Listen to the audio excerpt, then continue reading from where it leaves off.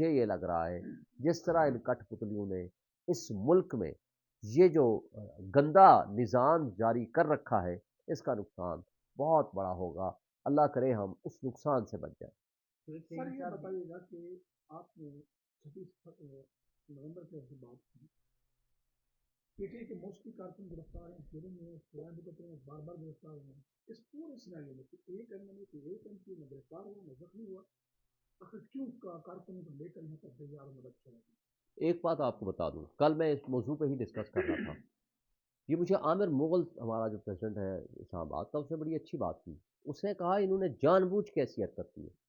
کہتا ہے کہ جس وقت میں ساتھ تھا دن کے ٹائم، جس ہمارے لڑکے کو کہتا ہے گولی ماری سامنے میرے، کہتا ہے میں اس کے ساتھ تھا، مجھے چھوڑ کے انہوں نے سنائپرز کے ذریعے گولیاں ماری ہیں دیکھ کے۔ انہوں نے کہا کہ اگر کسی بڑے آدمی کو مار دیں گے تو یہ کہنے کی پوزیشن میں نہیں ہوگا کہ ہم نے گولیاں نہیں چلائیں۔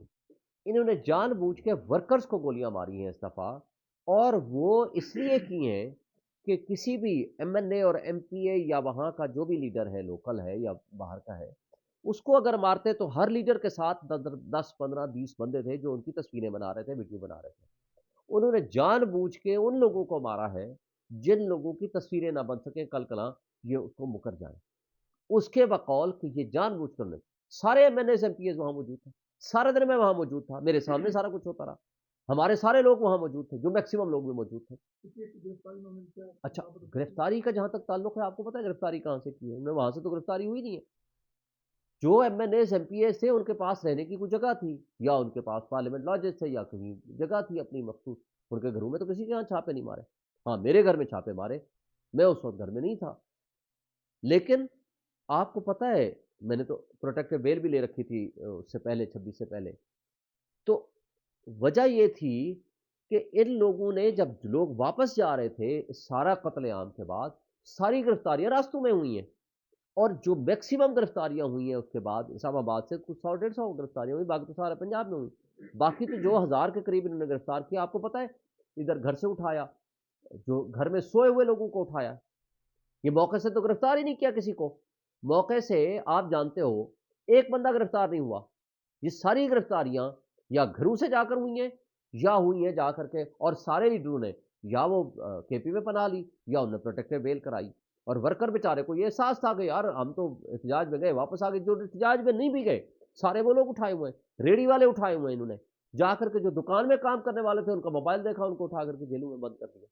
یا جو لوگ جا رہے تھے، سندھ کے لوگ ہمارے جا رہے تھے واپس، چکوال میں ان کو اٹھا لیا۔ سالار کاکڑ بلوچستان والا لاش لے کے واپس جا رہا تھا، اس کا قریبی بندے کی شہادت ہوئی تھی، جو صاحب کا ہمارا ادھر کا سیکرٹری جنرل تھا، ایم این اے بھی فارم 45 کا تھا، اس کو اٹھایا اور اس کی لاش جانے دی، باقی سب لوگوں کو اٹھا کے جیلوں میں بند کر دیا۔ اور جو لوگ ہمارے جا رہے تھے 26 نمبر چنگی، اٹک پل، اور ادھر سے پنڈی، ادھر سے چکوال، جس جگہ سے بھی ہمارے قافلے گزرے، لوگ گزرے، ان کو اٹھا کر کے جیلوں میں بند کر دیا۔ That is the actual reason. Shoaib صاحب، عمران خان نے ایک تو پشاور میں کہا تھا کہ اجتماع کریں شہداء کے لیے، لیکن ساتھ ہی سول نافرمانی کی بات کی تھی۔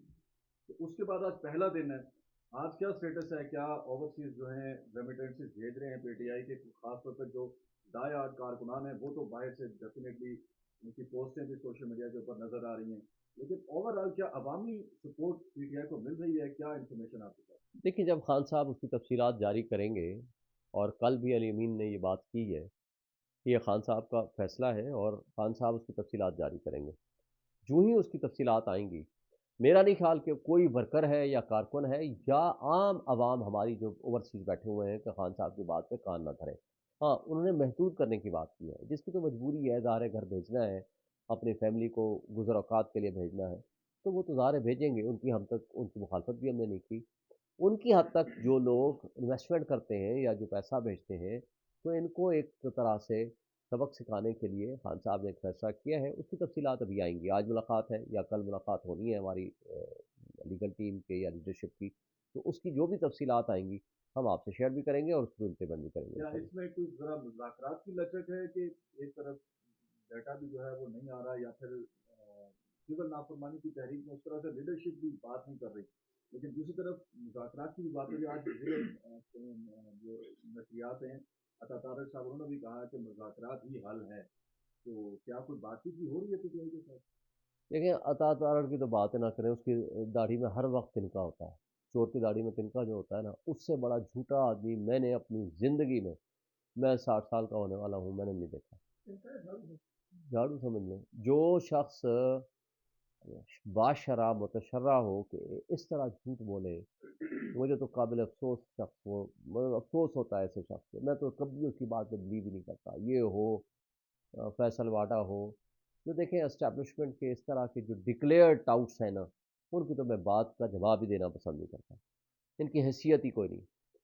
دیکھیں میں پہلے بھی کہہ چکا ہوں، دیکھیں چودھری ہے عوام، عوام نے اپنے حقوق کے تحفظ کے لیے اور اپنی زندگیاں بچانے کے لیے انہوں نے یونیفارم پرسنس کو دے دیا، بندوق دے دی، اپنا پیسہ پیٹ کاٹ کے، بے شک ایک وقت کا کھانا کھائیں، ان کو کہا یہ بندوق لو، یہ یونیفارم لو، یہ گاڑیاں لو، کبھی کوئی ہمارے اوپر حملہ آور ہو تو آپ نے ہمارا دفاع کرنا ہے۔ اب وہ بڑا چودھری بن گیا، اس چودھری نے بندوق بجائے ادھر کرنے کے بارڈر کی طرف، اس نے ہماری کن پٹی پہ رکھ دی، ہماری عوام کی کن پٹی پہ رکھ کے کہا کہ مجھے بڑا چودھری مانا۔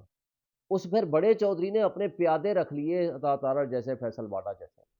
اب ان لوگوں کی کیا حیثیت ہے، ان لوگوں کی زبان کی کیا حیثیت ہے؟ یہ لوگ جس طریقے سے بیہیو کرتے ہیں، ان کے اوپر عوام یا قوم یا پبلک ان کے اوپر کوئی ٹرسٹ کرتی ہے؟ کوئی ٹرسٹ نہیں کرتا۔ تو اس لیے ہم ان کی باتوں کی تو اہمیت نہیں دیتے، لیکن مجھے تو کوئی یقین نہیں ہے اس طرح کے ہونے والے کسی بھی گفتگو یا اس مذاکرات میں، اس لیے کہ ان بےایمانوں، ان کٹ پتلیوں کو کہ جس دن بات کریں گے اس دن ان کو مینڈیٹ واپس کرنا پڑے گا، اس دن ان کی اپنی اہمیت ختم ہو جانی ہے۔ ہاں، یہ ایک جس طرح وہ ہوتا ہے نا مداری، وہ ڈگڈگی بجاتا ہے اور بندر ناچنا شروع کر دیتے ہیں، ان کی صرف وہ حیثیت ہے، جو وہ ڈگڈگی بجائیں گے یہ ناچنا شروع کر دیں گے، جس دن ڈگڈگی الٹی بجائیں گے یہ الٹا ناچنا شروع کر دیں گے، ان کی حیثیت ہی کوئی نہیں، ان کی کیا بات کریں۔ ہاں البتہ اس ملک کو اگر سنجیدگی کے ساتھ لے کے چلنا ہے تو آپ کو لوگوں کے بنیادی انسانی حقوق واپس کرنے پڑیں گے۔ اس ملک کے اوپر اگر ٹرسٹ لیول آپ نے دینا ہے، انویسٹمنٹ لانی ہے، 25 کروڑ عوام کے رہنے کا ملک بنانا ہے، تو پھر آپ کو اپنے رویے بدلنے پڑیں گے۔ آج آپ کا ہر شخص دیکھیں، یونان میں اب جاتے ہوئے وہ کشتی الٹ گئی، بیچارے میکسیمم پاکستانی تھے شہید ہو گئے۔